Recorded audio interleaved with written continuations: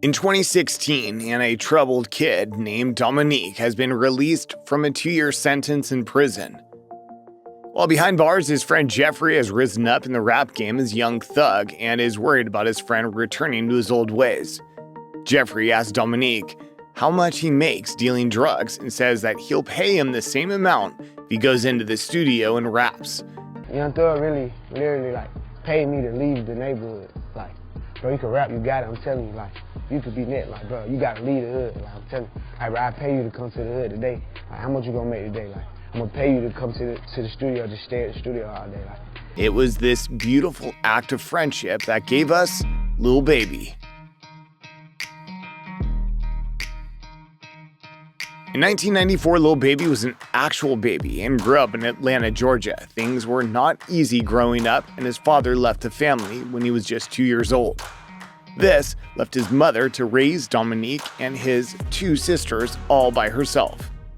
You having a Merry Christmas? You having a Merry Christmas? Having a good Merry Christmas. Ooh, you go, boy. You going for a Merry Christmas. Speaking to Rolling Stones about this event, Dominique's mother said, "I guess she can't miss what you never had. It wasn't like his father was in the picture and then took off." In an interview with Double XL, Dominique said, "I know who my dad is. We got in a relationship, of course, but growing up, I might see him only once or twice a year." Dominique's rough upbringing and a lack of father figure inevitably led to him getting into trouble as a kid. He and his friends even started drinking and taking drugs, and even at age 12, he was temporarily arrested for trying to break into somebody's home. His friend group may have gotten him into trouble, but his friend group would also take him to where he is today. He was friends with Young Thug and Coach K, and Migos were just 3 guys he happened to know around Atlanta. The southern city was just breeding famous rappers left, right, and center. Dominique dropped out of high school and had a lot of time on his hands, started dealing drugs and started making some decent money. One of his regular customers happened to be Quality Control Records, which was owned by Kevin Coach K Lee and Pierre P. Thomas, and signed artists such as Migos and Lil Yachty. Lil Baby would regularly hang around with them in the studio. But by age 18, when he should have been graduating high school, he was put behind bars for possession and selling marijuana. Prison life, as you can imagine, was extremely tough. Being a prisoner behind 4 walls was one thing, but being a black prisoner added another layer of misery. He was involved in a fight with a much older racist white man. But it wasn't just the prisoners who were racist, but the system itself. In an interview with Rolling Stone, he said, "I've been in prison where white officers control you. I've been in a court system where white judges give you a different time than they would give someone white. There have been times I had a physical altercation with an officer and he then grabbed me and took me to a room where there's no camera. We had a physical altercation and left me in a room for about an hour. I'm in there yelling and screaming. I'm so accustomed to it, I don't even make it a big deal." 2 years later, Dominique was released from prison but slipped back into his old ways. Again, he was selling drugs on the street and making a lot of money. However, Young Thug didn't want his friend to go back to prison and knew he had some musical talent. On top of that, Dominique had recently become a father with his son Jason, who Dominique had with an ex-girlfriend. It was at this moment that school pals Jeffrey and Dominique had a conversation that changed the face of Atlanta hip-hop.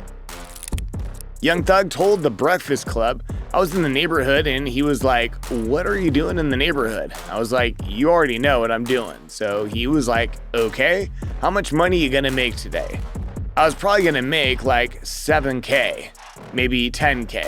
He just went, 'I'll give you that. Just go to the studio.' Shit went like that." Dominique decided to take his friend's advice and was brought into the studio. Young Thug added, He's popular too. For a rapper, he was getting a lot of likes on his Instagram, and people he got nice ass captions and shit. I'm like, yo, you should try to make a song, bro. You probably be crazy. He was the youngest of his friend group, so he was nicknamed Lil Baby.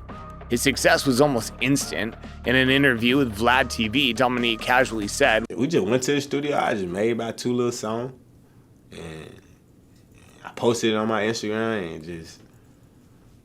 it went from there." It was his first ever song on Instagram, and it went viral. The clip spread so far that it received an unexpected comment from Gucci Mane. He replied, "I'm gonna sign him," to which Young Thug responded with, "He already signed." Lil Baby released his first mixtape, Perfect Timing, in 2017. On top of his natural talent, he had the added advantage that it also featured his famous friends, Young Thug and Gun. He also collaborated with Brooks and 808 Mafia. His success was almost overnight, releasing hits such as My Dog and Pink Slip. Quality Control Records' former drug dealer was now their biggest star. His first studio album was released a year later in 2018 and was named Harder Than Ever. It featured the usual suspects such as Young Thug and Gunna, but it was one feature that elevated his fame even further. Getting a collab from Drake and working on their hit single, Yes Indeed, opened him up to Drizzy's insanely big audience. This peaked at number 6 in the Billboard 100. But it turns out he didn't need Drake for him to break into the charts. Later that year, he also released Drip Too Hard, a single which brought him up to 4 on the Billboard Hot 100 and 2 on the US Billboard 200. It also gave him his first Grammy nomination. The newfound success also enabled him to update his truly extensive jewelry collection. One of his chains has a $25,000 Lil Baby pendant. Another is a Zone 4 pendant to represent Atlanta. Another pendant read 4PF, which stands for 4 Pockets Full. He also has an S pendant for his management company, Solid Foundation, and a QC pendant for Quality Control, the record company which brought him where he is today. He's also got a $60,000 watch, Cuban link bracelets, and a $50,000 pair of diamond earrings. As well as these major career milestones and successes, Lil Baby had his second child with his on-off girlfriend and fashion entrepreneur, Jada Cheeves. They had a boy named Loyal. But it was on May the 25th, 2020 that Dominique transformed both as an artist and as a person. The murder of George Floyd by the police was an all too familiar story to a black kid growing up in America, and he was determined to do something about it. He joined the Black Lives Matter demonstrations in Atlanta that year wearing a Black Lives Matter t-shirt and a No Justice, No Peace face mask. Speaking about his appearance, City Councilman Antonio Brown said when we first met, he showed up in a worn black t-shirt, some joggers, and sneakers. No jewelry or entourage. His driver patiently waited outside while we talked for hours. I thought because everyone called him Lil Baby that he would have his huge ego and only care about superficial stuff. Instead, he spoke about how much he loved business, fashion, and lifting up his community. Off the back of these protests, he released arguably his greatest song, The Bigger Picture. Dominique talks about what happened to George Floyd and also relates it to his own experience and delivers the incredibly powerful chorus. It's bigger than black and white. It's a problem with the whole way of life. It can't change overnight, but we gotta start somewhere. He has since performed this song at Coachella with pictures of the protest behind him. He also performed this song at 2021 Grammy Awards. In May 2021, he got to visit the White House alongside the family members of George Floyd to commemorate his death. Since then, Lil Baby's gone on to perform with even bigger names than before. He continues to work with Drake and featured on the song Hurricane alongside Kayne West and The Weeknd. He's also worked with Nicki Minaj on the 2022 single Do We Have a Problem? Lil Baby is going from strength to strength, but sharing the wealth with the childhood he came from.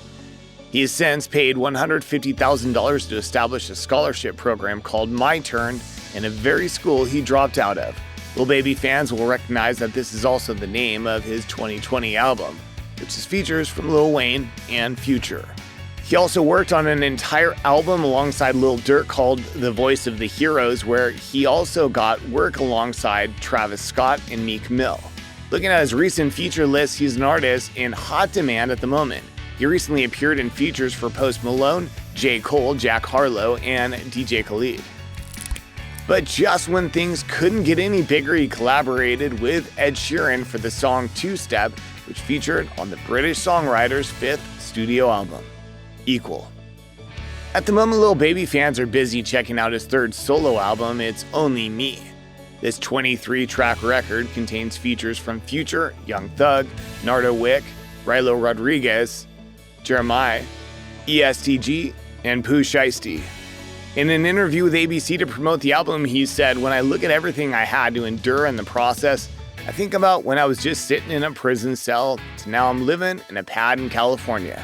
I feel like anything can happen, anything is possible, you believe you can achieve." Thank you so much for watching. What we want to know from you is, who do you think is Atlanta's greatest ever rapper, and where does Lil Baby stack up? Is he at the same level as Young Thug, Migos, and Future, or maybe even Outkast? Let us know in the comments below.